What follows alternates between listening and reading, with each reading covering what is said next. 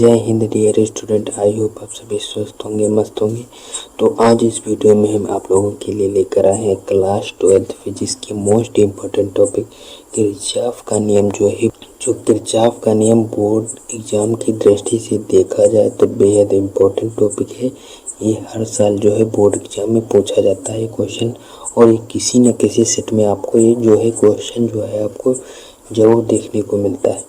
तो इसको चलिए समझ लेते हैं इसमें है क्या। तो हम इस बिल्कुल आसान शब्दों में हम समझाने की कोशिश करेंगे, तो आप लास्ट तक बने रहिएगा इस वीडियो में। तो चलिए देखते हैं। तो जो किरचॉफ का नियम, तो किरचॉफ भाई साहब ने वैद्युत परिपथ संबंधित दो नियम दिए थे, तो हम दोनों नियम इसी वीडियो में देखेंगे। तो किरचॉफ का जो प्रथम नियम है, तो प्रथम नियम क्या है? प्रथम नियम संधि का नियम है, धारा का नियम।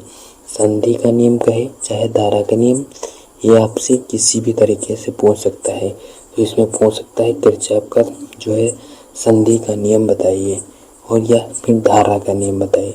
आप लोगों को इसमें कंफ्यूज नहीं होना है, ये दोनों तरीके से आपसे पूछ सकता है। तो संधि का नियम क्या कहता है? किसी परिपथ में किसी संधि पर मिलने वाली समस्त धाराओं का बीजगणितीय योग शून्य होता है।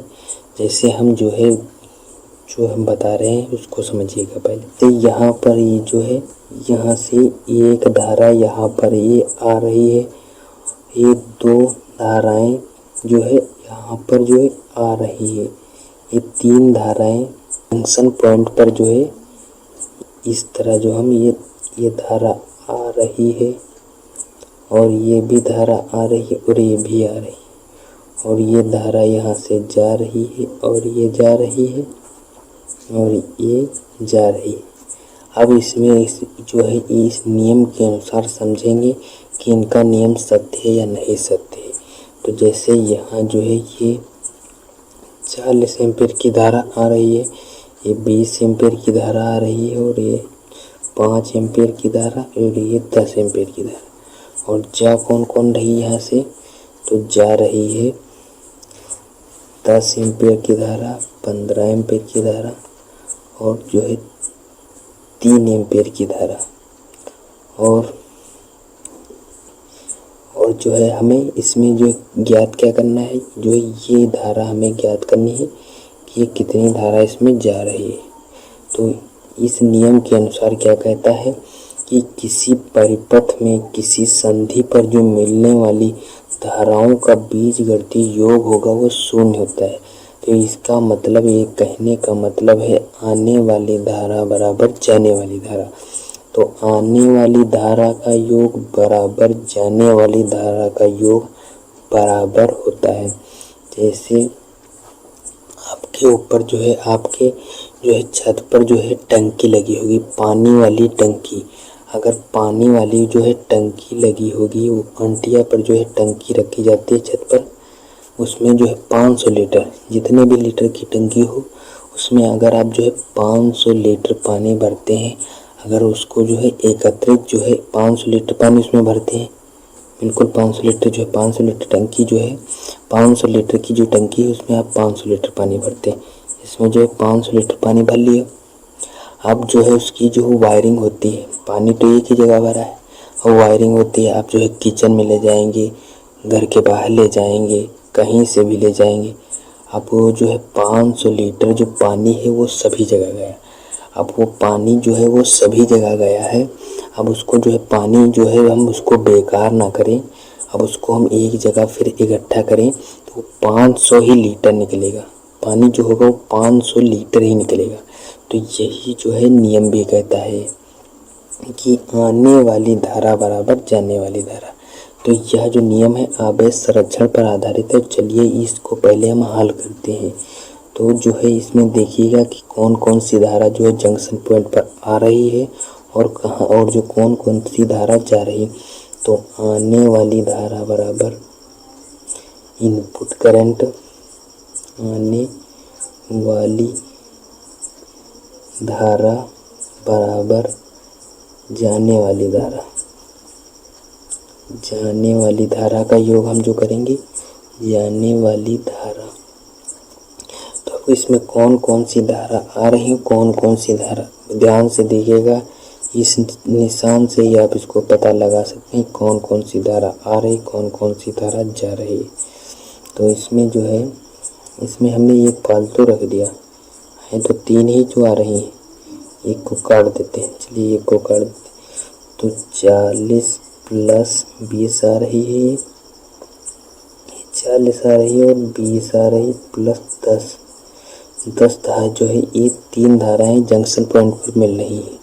अब यहाँ से कौन कौन सी धारा जा रही है, जो है 10 प्लस 15 प्लस 3 प्लस x, इतनी धारा जो है इस जंक्शन पॉइंट से दूर जा रही।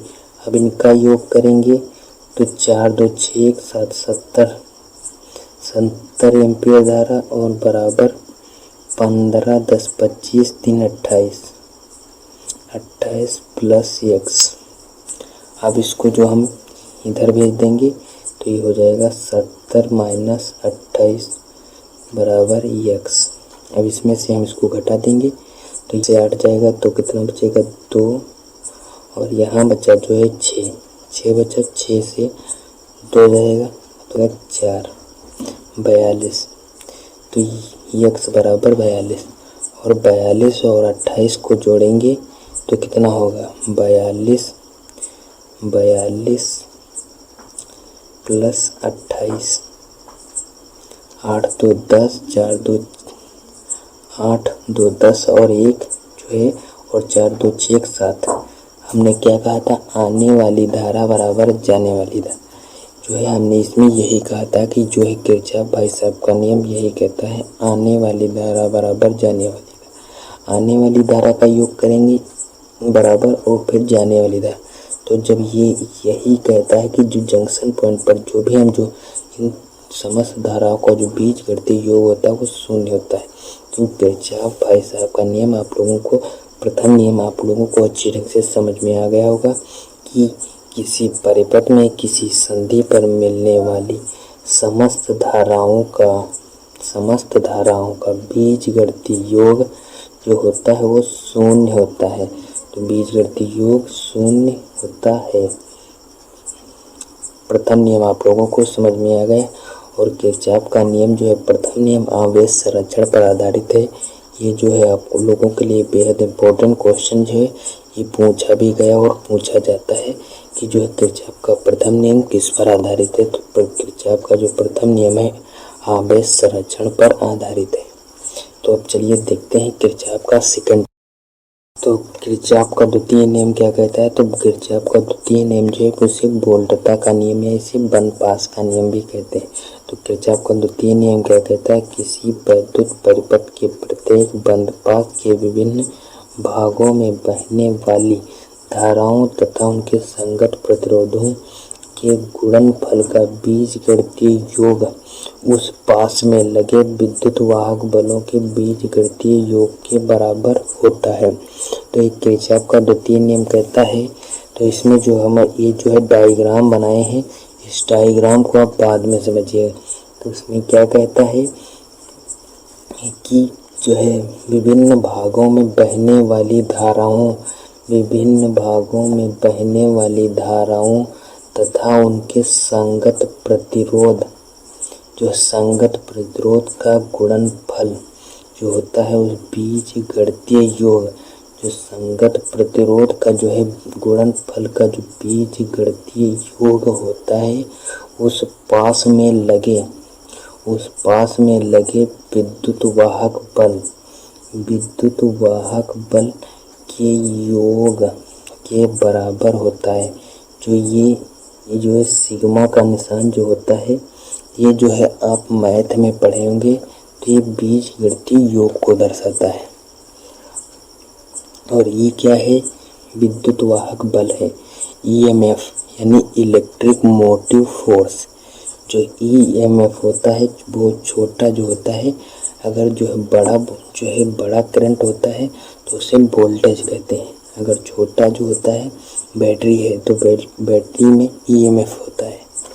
कि वैद्युत परिपथ के प्रत्येक जो है बंद पास में विभिन्न भागों में बहने वाली धाराओं तथा उनके संगत प्रतिरोध के जो है गुणनफल का बीजगणितीय योग उस पास में लगे विद्युत वाहक बलों के बीजगणितीय योग के बराबर होता है। तो जो ये नियम आप लोगों को समझ में आ गया इतना। अभी जो है ये डायग्राम जो बना है, इस डायग्राम को अभी हम समझेंगे। जो है हम इसको डायग्राम से समझते हैं। ये जो है इसमें हमें इस डायग्राम में समझना है। जैसे इसमें I1 धारा प्रवाहित हो रही है और R1 प्रतिरोध लगा है। अब जो इसमें कहता क्या है कि जो है विभिन्न भागों में जो बहने वाली धारा है और जो उनके संगत प्रतिरोध जो है साथ में लगा हो। संगत का मतलब साथ। संगत प्रतिरोधों के जो है गुणनफल का जो बीजगणितीय योग होता है वो इसके बराबर होगा। जो है विद्युत वाहक बल लगा है यहाँ पर, इसके बराबर। इसका जब हम जो है गुणनफल जो है जब गुणा करेंगे I और R1 का, तो इसके बराबर होगा E1 के। तो यही इसमें जो है बंद पास, ये पास ये का हम दे देंगे 1 है और ये जो 2,